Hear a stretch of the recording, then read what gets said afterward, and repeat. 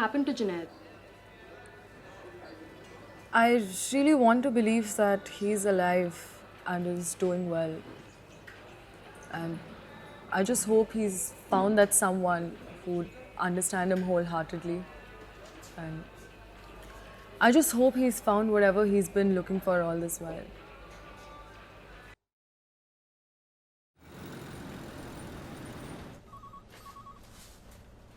I was hanging around with a bunch of my brother's friends. They were all seniors. And we had snuck in some 12 bottles of beer. And as usual, we forgot an opener. So we were just wondering as to what to do. And here comes this champu guy with his buttoned up shirt, and he just comes along and opens a bottle with his teeth.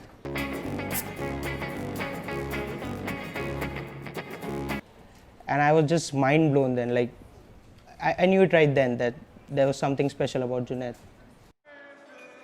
I remember this one time when I asked him for a pen, he just wouldn't stop stammering. I really found it very attractive. There was this boyish charm to him.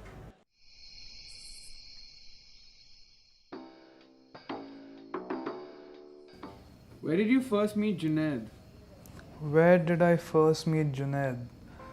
Good question. I don't think I remember, honestly. Who remembers stuff like that, man? Like, do you remember what you ate for dinner 3 days ago? Junaid was a Bangalorean, just like me, but I hated him initially. I mean, it wasn't until I got to know the guy that I even started to like him. You know, I wish I could cook up some story to tell you about how me and Juno first met, but it wasn't like that. He was just like any other guy in college. Juno used to visit the bookstore I worked at, and it was a small bookstore, but it had a nice collection. And he loved the Beat generation, maybe like a bit more than I did.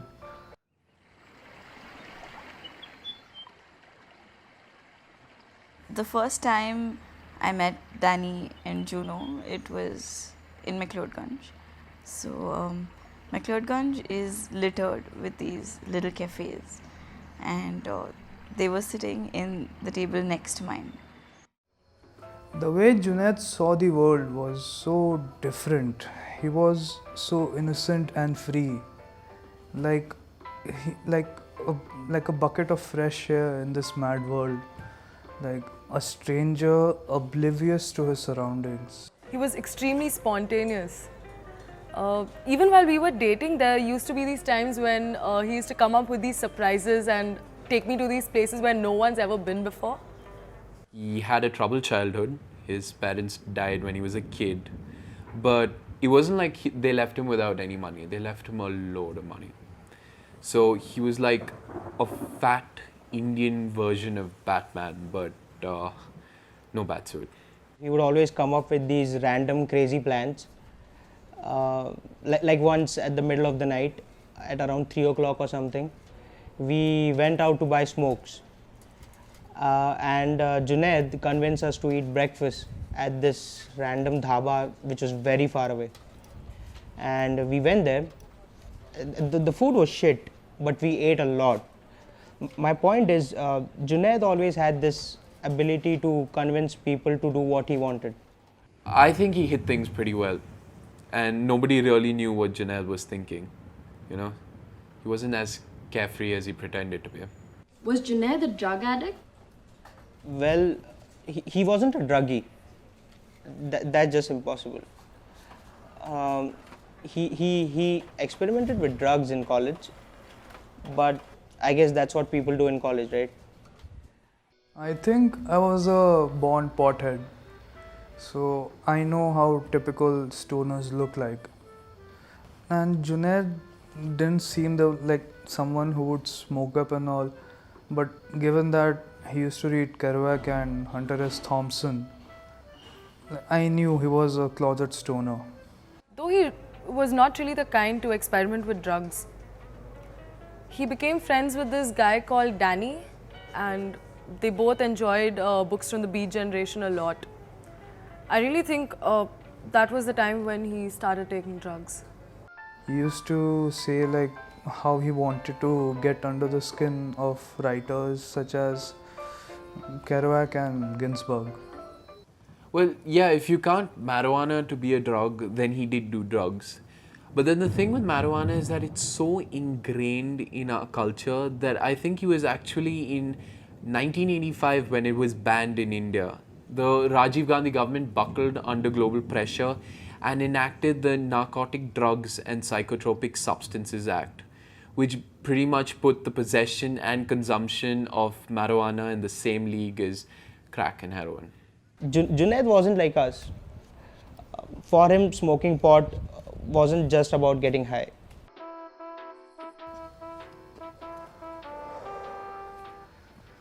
I think apart from Kerouac, it was his breakup with Naina that fueled our road trip. In the summer, when we all decided to do our internships at big companies, Junaid and Danny decided to go on their journey of self-discovery. Both Junaid and I wanted to hit the road and we thought we should do it. We had no expectations and we had absolutely no idea where we would end up. But we did it anyway. I did try being friends with him. I did miss him as a boyfriend. We were really close. But coming to think of it, I think I was really selfish. It was really stupid of me to have even tried.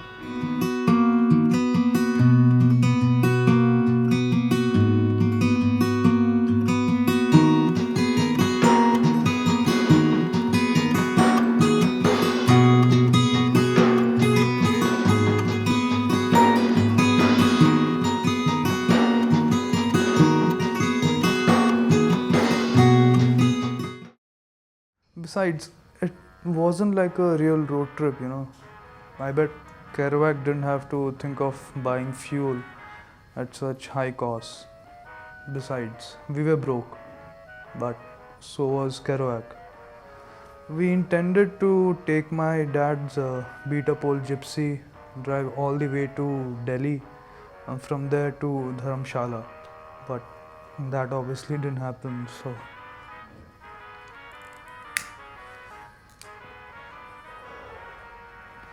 So we took a train to Delhi, and from there we decided we would take a bus to Dharamshala. Junaid was fascinated by the hills. He would always talk of this trip he wanted to take to some random hilly place like Kulu, Manali, Shimla, and even Dharamshala. Why did we choose Dharamshala? I think I said I wanted to meet Dalai Lama or something.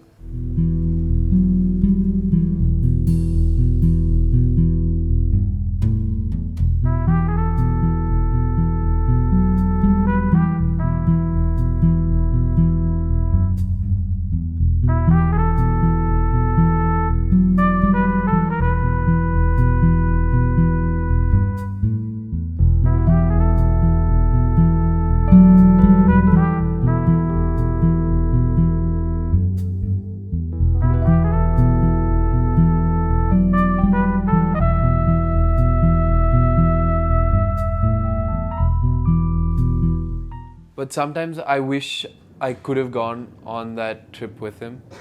You know, maybe things would have worked out differently. Or I'd be a different person. Maybe.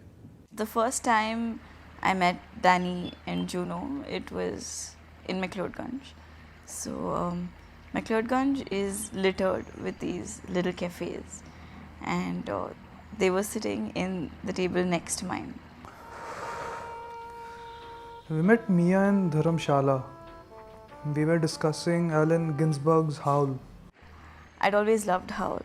So to hear these two completely random guys talk about it was pretty intriguing, I guess. I kinda had a crush on her.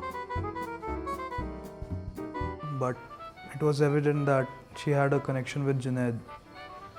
That kid had some luck. We started volunteering with a few NGOs, initially just to do something.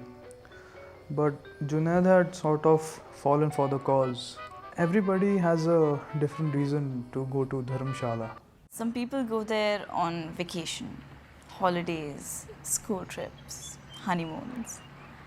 Some people go there for answers, to explore the spirituality and Tibetan Buddhism, to learn yoga. And some people go there for the IPL because there's a stadium in the hills. And some people just go there to get high. He found a strong sense of belonging in the Tibetan refugees who were so proud of their identity even though they had never seen Tibet. He was this happy-go-lucky kid who one day decides to take on the world, to change everything that's around him. And he knew that he couldn't do much, but he tried. You can say that this is where Junaid started becoming the person we know today. I didn't really see much of Junaid once he was back, though I did hear rumors about him having gotten back a girl from there. I think her name was Mia. She was nice, a little strange. Junaid convinced me to travel back with him. And at that point, I was very unsure as to what to do with life. And going back with him seemed like a good idea. I still don't know why she would want to come back with Junaid. I felt that she was influencing him more than she should have. Finally found someone he could talk to about his ideas on politics and society. The rest of the college community was too busy planning mundane things like fests and parties. But Junaid was beyond all that. When Junaid went to Dharamshala, he was completely cut off from the world. Like, there were no phone calls, no messages, nothing. But Junaid was always a brother to me. But I guess I was wrong. When he came back, he looked like he had been through hell and back. He was the guy who'd come onto campus and talk about the latest iPhone, and suddenly he went to being the guy who didn't even own a phone at all. I thought it was a phase. I thought it was going to pass, so I didn't buy into it. But Junaid had really changed as a person.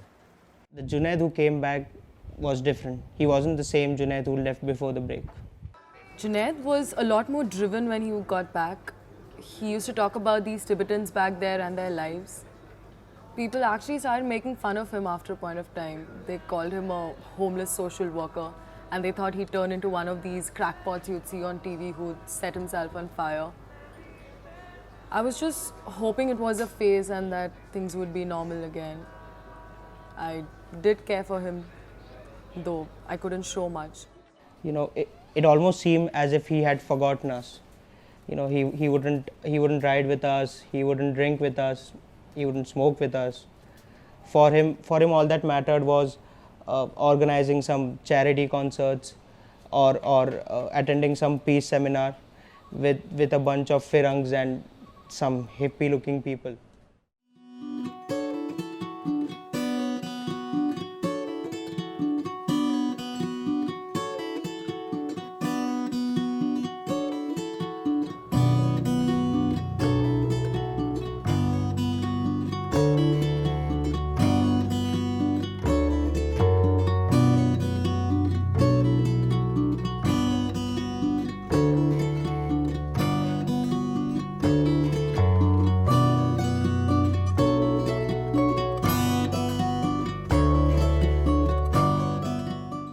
I really wish I could understand why Junaid felt so connected to Dharamshala.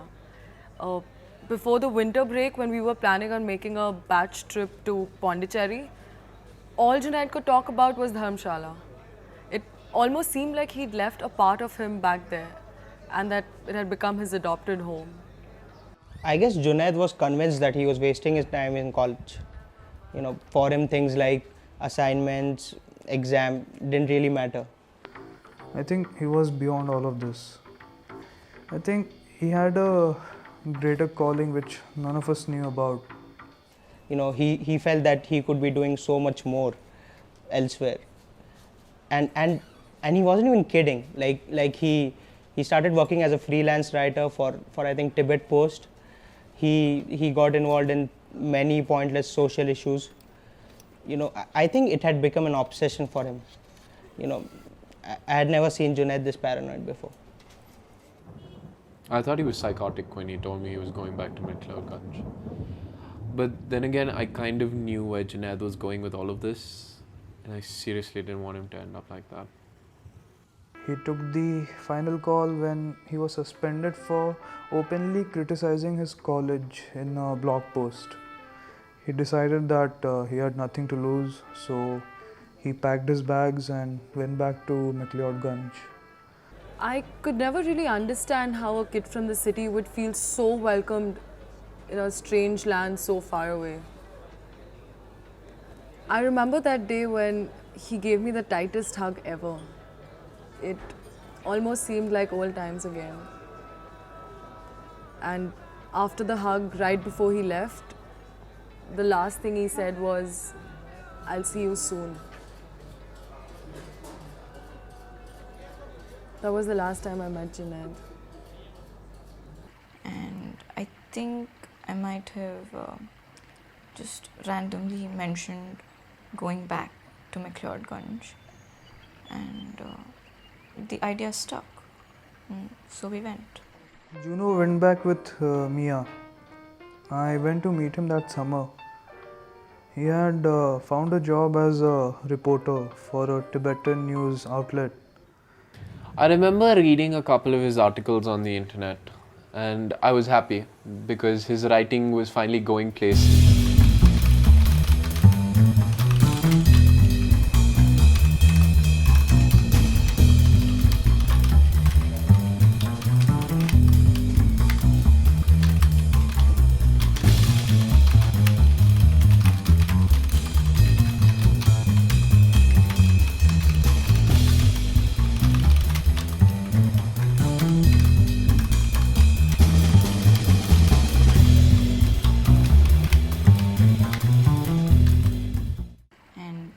Junaid finally started doing things. He started doing things that were worthwhile.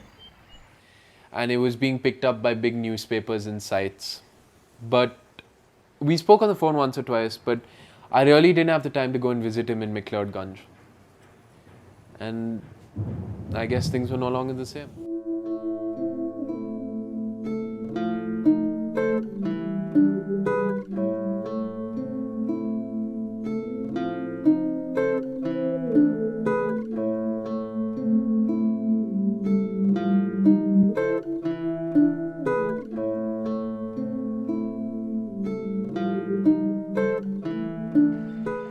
I wanted to travel some more because I can't stay in one place for a long time.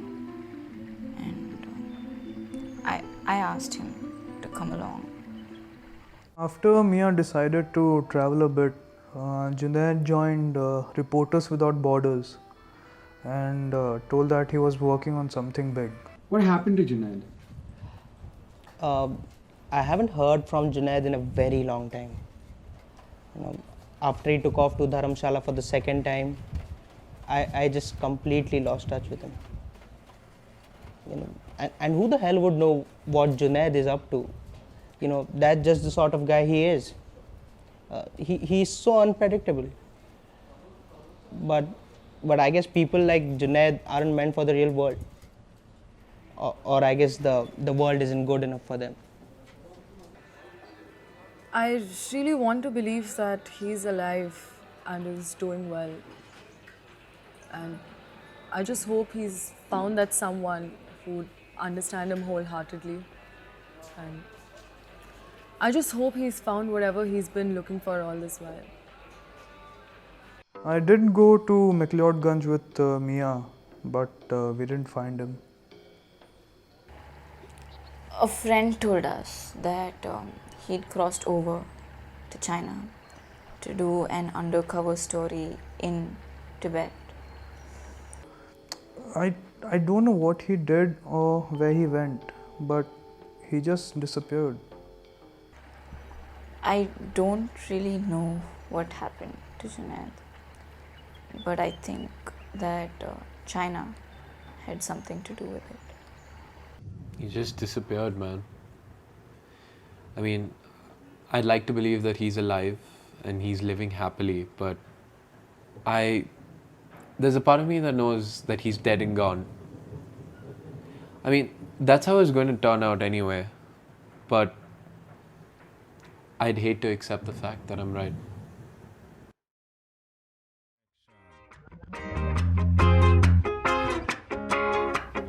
All kinds of connection, special connection, disconnection, objection to any connection. What happened to Junaid? Nothing happened. People change, places change, things change. The only thing that doesn't change is change itself. I did my share of fighting for justice and human rights. But people move on, and so did I. I wanted to explore myself, my writing, and I guess that's what got me here to this beautiful place, Goa. There are so many things that one could choose to do in life that makes them happy. And apart from writing, I also run this shack, and that's what gives me happiness. And besides, every story doesn't need to have a great ending, right? Connection. Very necessary. Note connection. Why not? Visa connection. Definitely. Chai chilam chapati. Chai chilam chapati.